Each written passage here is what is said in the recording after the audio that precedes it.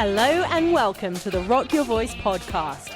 Vocal coaching tips that will transform your voice, interviews that will inspire, industry guidance, and so much more. Without further ado, let's get on with the show. Good morning. I am feeling spicy today. I've had a lot of coffee. It's early on Monday, May 25th, and I started my day in the most unhealthiest of ways, drinking coffee and scrolling the internet, social medias, and kind of glad I did though. I came across Nate Smith's reel about social media and the music industry, talking about the pressure to post things online and build your numbers that way. And it's kind of put me off on a bit of a tangent about how social media is how the music industry is now so dependent on social media, and how this has evolved into something that is so far from our why as musicians. Now, disclaimer, if you are a content creator and a musician, or if you are like someone who absolutely adores jumping on all of these trends and the get ready with me, I'm going to do my dishes and lip sync to my song, or I'm going to fold my laundry and lip sync to my song. If that's your jam, great, roll with that and have fun doing it.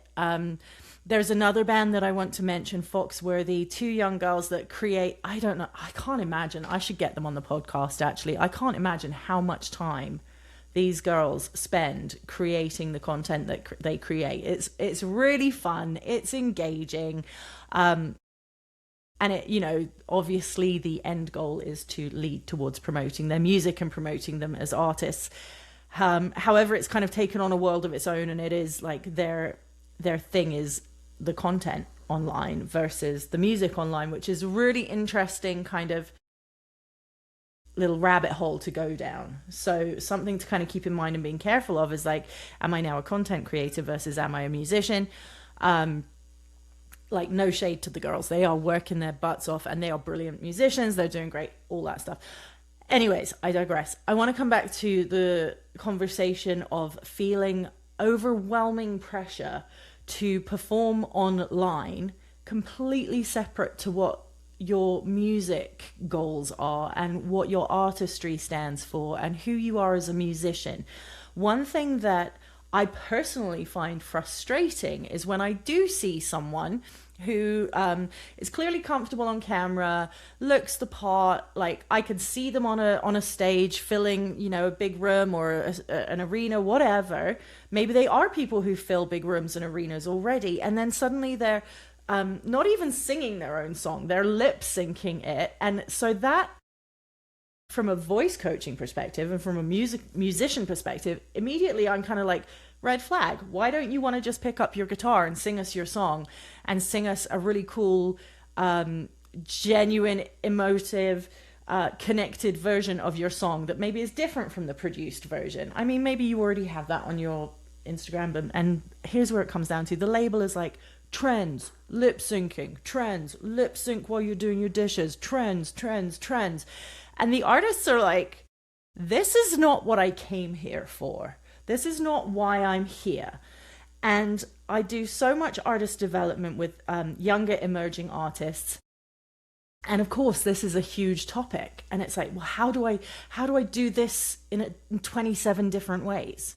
And how do I keep it engaging? And then they're working all really hard, like taking away time from their craft as songwriters, as musicians. Like, spend 30 minutes practicing playing the guitar, the piano, or learning some vocal skills or what have you, versus, okay, now you've just gone down this vortex of staring at a screen and 2 hours is gone because you've been editing something. You had to do your hair, your makeup, look a certain way. Like, I hate what this is taking away from the artists, and it's the return on investment doesn't match unless you get lucky, you go viral, it's a fluke, something catches that is completely unrelated to your music, and it breaks my heart. Like, there are some There are some sort of outliers there who like they post something online and it takes off because they posted their song, they posted their music, it got attention from the right person, and away goes their career. Woohoo! Yay. I would love to see more of that. I would absolutely love to see more of that. So it comes back around also to prioritizing mental health, focusing on your why. Why are you here? What has led you to lip syncing on TikTok? What is the reason behind that? If you reevaluate, okay, I'm passionate about writing songs. I'm passionate about connecting with people. I'm passionate about sharing my story. I want to sing something in a really beautiful, unique way. Maybe you're just doing maybe you're doing covers and you want to bring your style, your vibe, your emotion to a song that means something to you. Reconnect with the why you are doing this. You're not doing this because of unknown, unseen cloud numbers. Okay, these people are not going to show up at your shows. They're not going to buy your merch. They're not.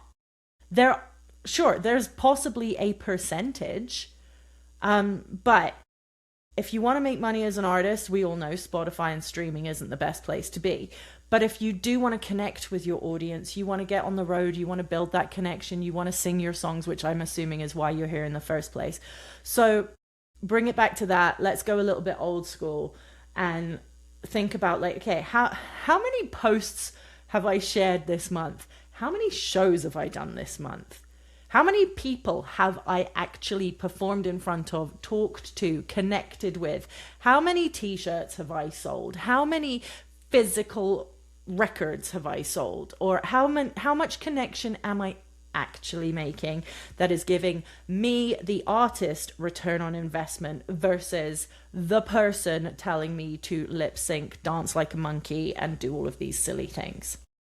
I know this episode is going to come back to bite me in the ass one day, but every single artist that I work with in development, except maybe one who is also, her job is a content creator. So of course she loves it. She's like, yeah, this is my jam. I'm doing this anyway. I get it. I love it.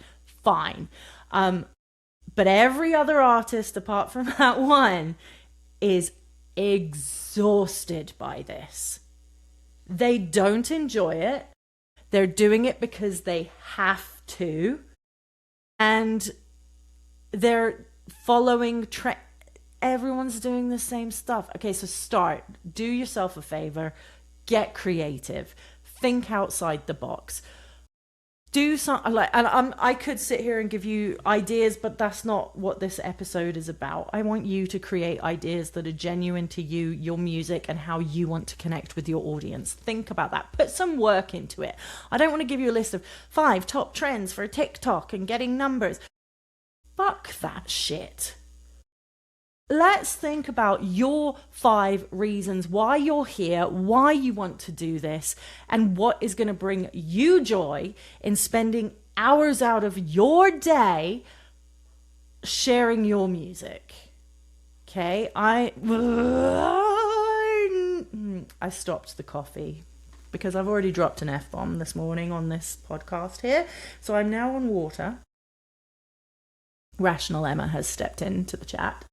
But you can tell it fires me up, and it absolutely annoys me. It drains me in artist development when we're wasting hours and hours in our sessions talking about what's a great strategy, what should we do for a photo shoot. Okay, tangent. Please, girls in the country world, think outside the box of just standing in a field with your guitar. Someone said this to me once and it really pissed me off because I was like, oh, we've all done it.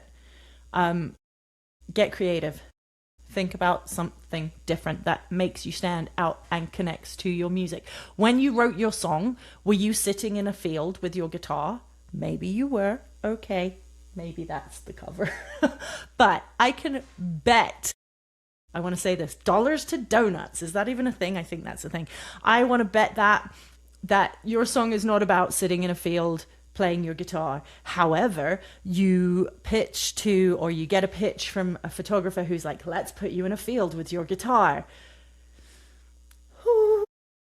Again, it's the same as hopping on trends. Think outside the box. Who are you as an artist? Why are you here? How do you get the most joy out of how you show up? You're going to get the most money from doing shows, selling your merch, and then building a following. Build your following with an email list for a start. If you have a successful, busy, thriving social media presence, please make sure that every single person on that list, ideally, is also following your email list. Get those emails, because the people who do join your email list are the people that want to come to shows. They want to buy merch. They want to show up for you. They are committed.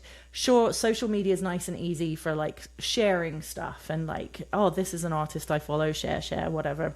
But if you have an email list, these people are forever in your pocket in the best way. And I don't mean that in like, oh, they're in your pocket, disposable. I mean, like, they want to be in your pocket. They want to be your fans. They want to be your followers, all of that stuff. So build your email list. If you don't have an email list and you're relying on communication through social media, that's a really dangerous spot to be. An email list is just so much more valuable. It's old school. I know I sound like an old person, but can we please take a minute to think about how tragic it would be to see Freddie Mercury lip syncing to Bohemian Rhapsody? I mean, I think it was probably weird enough when music videos came out and people were like, what are they doing? But honestly, if you have the talent, if you believe in yourself, if you are putting the work in, like, don't sell yourself out that way. I know labels and people want to see the numbers so that streaming and everything or radio is going to pick you up. If it's like, wow, she's getting all these numbers, people really want to hear it, we'll pick it up. Great.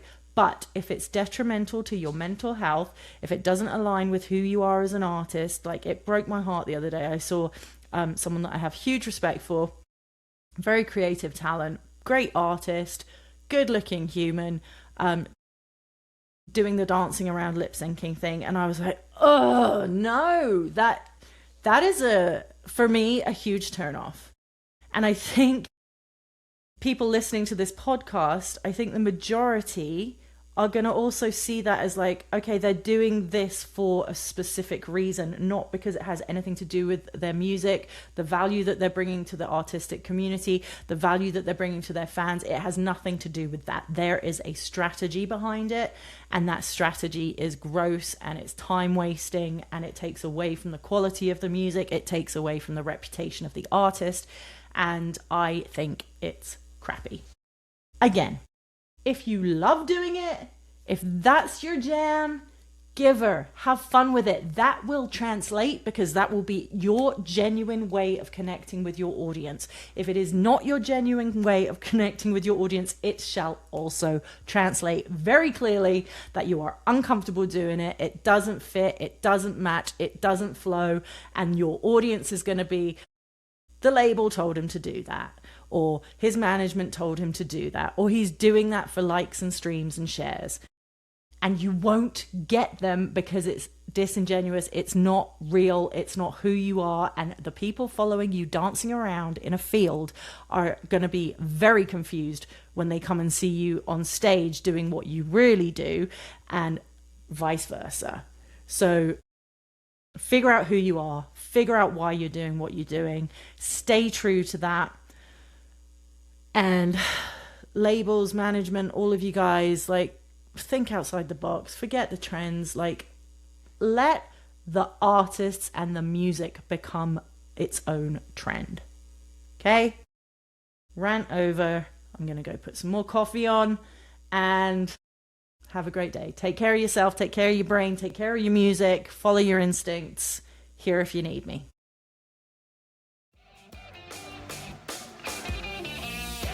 Thank you so much for listening to today's episode. If you enjoyed it, please like, share, subscribe. It helps other listeners just like you discover the show.